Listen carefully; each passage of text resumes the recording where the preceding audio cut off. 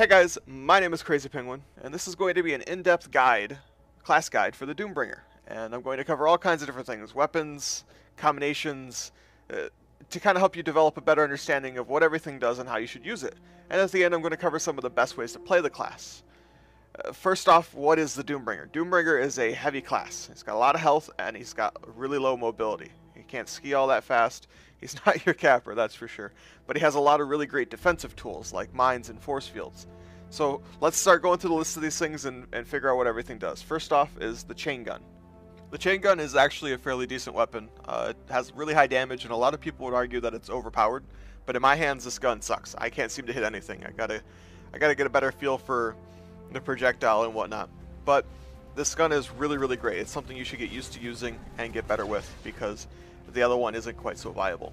This thing excels very well at killing incoming fly cappers, because generally they have to run in a straight line to get to you, and it makes them an easy target. A lot of times they'll die before they even get to your stand, not to mention all of the other things that should be littering the flag stand. But moving on, we have the heavy bolt launcher, and this gun is actually a lot of fun. It shoots almost like an electric net. It has a really big projectile and it does a lot of damage, but I find it kind of counterproductive, because to use this thing effectively, generally a really good tactic to use with explosive weapons would be to jetpack up and shoot down at your target. And by the end of this, I hope you understand that you're going to want to be standing directly on top of your flag stand, and I'll go more into that later when we get to the perks. But next we have the saber launcher, the Doombringer's only secondary. And this is a really unique weapon. It's the only thing in the game currently like it. It's a targeting gun. Basically, you can lock onto a target after 3 seconds, but you can only lock onto things that are in the air, with the exception being that you can lock onto any vehicle, which is fairly useful. And the first time you use this gun, you're going to think it's amazing, but it doesn't take long before you realize that this thing isn't super useful. In fact, a lot of people will replace this gun with the repair tool from their base so that they can repair their force fields. All in all, it's a neat weapon, but it doesn't see a lot of action and it's not super useful.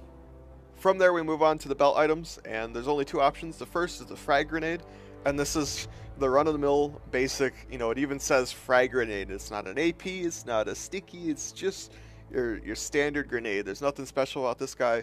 You start with it and it's not all that useful. I haven't even upgraded it because the first thing you want to do is you want to get the mines.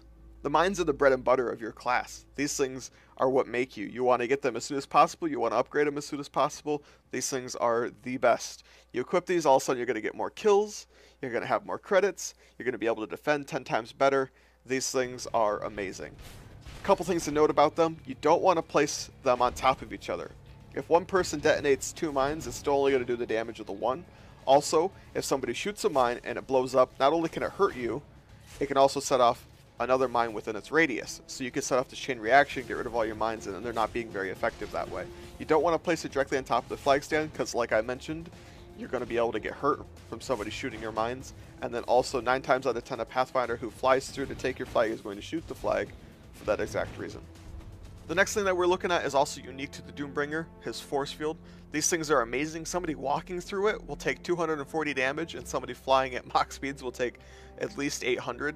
And that'll kill Pathfinder that hasn't upgraded his armor. And not to mention all your mines and everything else that should be on your flag stand. These things are really amazing. They're just not super reliable. They're dependent on your generator, meaning that if your generator goes down, your shield goes down, and they're really big, so they're easy targets. They can get taken out fairly easily. So like I said, they're not super dependable, but they're a neat feature of the Doombringer, and you should use them to their fullest. And now we have the Doombringer's armor, the Mark 1, and this is your run-of-the-mill armor. There's nothing special going on here. Him being a heavy class, he has the option to upgrade 200 health, regeneration delay, energy, health regenerate. All of it's pretty standard among the heavies.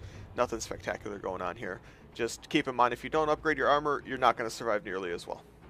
Alright, moving on to the 2 perk slots. As you can see here, I have Safety 3rd highlighted, and it is by far the one that I would suggest the most. It allows you to carry that 3rd mine, and fully upgraded, it allows you to place that 4th mine. On top of that, it increases the radius by 10%, which allows them to be even more lethal. There's a couple other things that might be helpful, maybe Looter or Ultra Capacitor 1, but generally they're not even going to come close to the usefulness of Safety 3rd. On top of that, Looter's kind of negated by the fact that you should call in inventory stations by you anyway. As you can see, as far as the second perk goes, I've selected Super Heavy for obvious reasons. If you can't tell throughout this video so far, the Doombringer is great at defense, and this is just another one of those tools in his bag.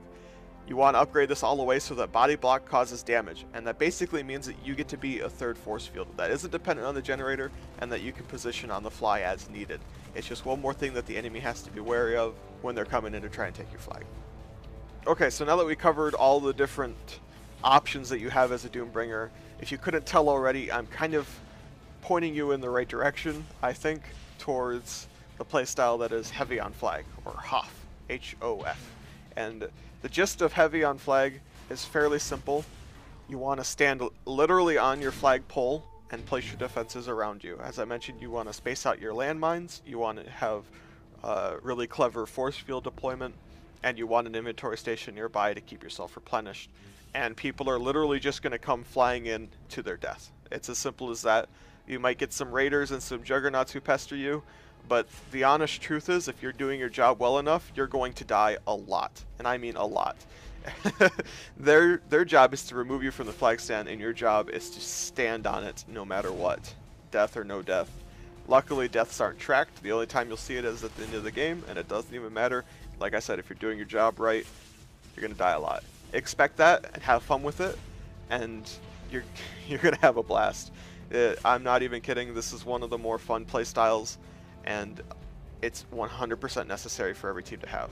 I would definitely suggest that you give it a shot, fall in love with it, and if you don't, you know, so be it, but at least understand that it's a very vital role and it's a huge responsibility.